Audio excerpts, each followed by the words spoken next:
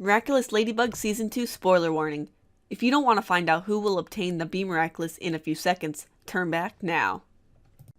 Hey Miraculous fans, with the recent announcement confirming that Chloe Bourgeois will obtain the Bee Miraculous, one can't help but speculate what type of changes will come to her character as she assumes her new role as the Bee Miraculous Holder. We know for a fact that throughout the first season, Chloe's character wasn't the best, from trying to steal Marinette's diary to causing a good number of Season 1's akumatizations. This character has done quite a bit to show that she does not deserve a Miraculous. As stated by Thomas Ostruck on Twitter, mean people don't and will never deserve a Miraculous. I should mention that this tweet has since been deleted and was posted on April 1st, so we don't know how serious he was. But either way, it does raise a few eyebrows that she is in fact the Bee Miraculous Holder, even with the few slightly redeeming moments she's had. While it's true that the post doesn't directly state that they won't get a Miraculous, Chloe definitely fits the profile of a mean person just with the way she treats Sabrina, her supposed best friend, among all other things she's done over the course of the first season. Chloe is just plain mean. Both Thomas Astruck and more than likely Master Fu probably don't think a person as mean as she deserves it. So how did she find herself with the Bee Miraculous, which, as far as we know, is under the possession of Master Fu? Perhaps it was meant for someone else, like Sabrina or another character, but Chloe, being the person she is, takes the seemingly useless comb from whoever it may be because other people aren't allowed to have nice things, and discovers the Bee Kwami and becomes the Bee Miraculous. Another option to consider is that Master Fu had every intention to give Chloe a Miraculous despite her meanness. Maybe Master Fu sees the potential for Chloe to be a good person and takes a chance and gives her the Miraculous in the hopes that she may become a better person. Maybe he actually believes in Chloe and gave it to her for that reason. It's also a possibility that Master Fu was referring to Chloe when he said he made a mistake in Origins. She could have done something that prompted Master Fu to believe she was good-natured and led him to giving her a Miraculous. But either she didn't bother to touch the comb at all, thinking it was ugly or something, or she did discover her Kwami, but decided to reject it, much like Marinette almost did with Tiki in Origins. Something might prompt her to look at the comb again and become the bee-themed hero. Or simply, Chloe will do something so good this season that Master Fu will trust her. Whatever reason for getting one there is, she has one, and we can't help but wonder what sort of changes will come to her character as she slowly grows into a superhero. Bees not only symbolize beauty and royalty, two qualities that represent Chloe, but they also represent love, sweetness, and most importantly, growth. This implies that Chloe is going to go into some sort of redemption arc over the course of Season 2. For a while, Chloe could either try and play things like a villain, or be some sort of hindrance to Ladybug. It's possible that Chloe could try being a superhero, only for her, being Ladybug's self-proclaimed biggest fan and all, to get in the way.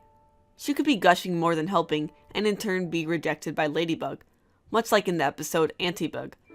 This could lead Chloe to play a villain for some time until she learns her lesson in some sort of redemption arc and stands to become her own hero.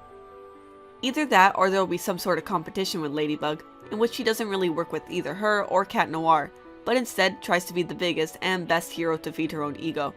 As we've seen with Chloe in a lot of episodes, she feels like she doesn't need anyone to get things done, especially in the episode Horrificator. She could act on her own for a while, until she begins to realize that she needs to work with the team in order to actually do things right. This, in turn, would make her a better person altogether. As a Miraculous Holder, one can expect that Queen Bee will come with all kinds of powers and weapons, much like Ladybug and Cat Noir. We already know that Chloe's weapon will be a spinning top called a trompo, revealed by a storyboard video.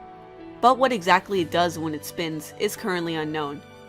As for what abilities the Queen Bee will have, it's possible that she may be able to fly, judging by her pose on the Zag Heroes advertisement. She looks as if in mid-flight, so it's a good guess given that she's a bee and all. But like Ladybug's Lucky Charm and Cat Noir's Cataclysm, she'll have some sort of final ability that will begin to cause her Miraculous to time out. What if that ability is to heal or restores one's Miraculous to full power? This can be seen as a possibility, as one of the main functions of a bee is to pollinate flowers, giving said flowers the necessary nutrients to grow and eventually reproduce. This can be simplified to some sort of healing element when it comes to a superpower. Finally, there's the matter of what kind of personality the Bee Kwami will have to balance her out. As seen with Marinette and Tiki, as well as Adrian and Plague, the relationship between a Miraculous Holder and their Kwami is one of the best that a person can have. The Kwame becomes your best friend, and the bond between Kwame and human is strong.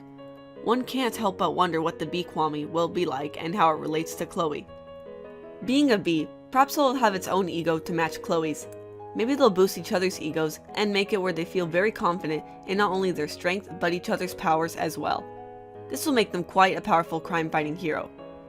But most importantly, the Kwame will be one of the first real friends Chloe will have, giving her the actual love and affection that she needs despite her rather unappealing traits.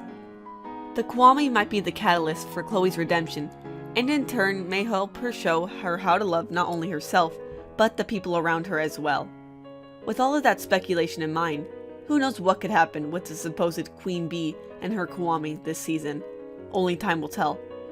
But until then, we'll wait patiently for the next season to find out what the future holds for Chloe. Many thanks to Lyoko Gem for assisting me with writing for this theory. The link to their YouTube channel is in the description below. And once again, thank you Patreon supporters. A new patron I did not mention in my last theory video was Jimmy Ray Tyner. For those who would like a shout out, stickers, and more, check out our Patreon. And as always, thanks for watching!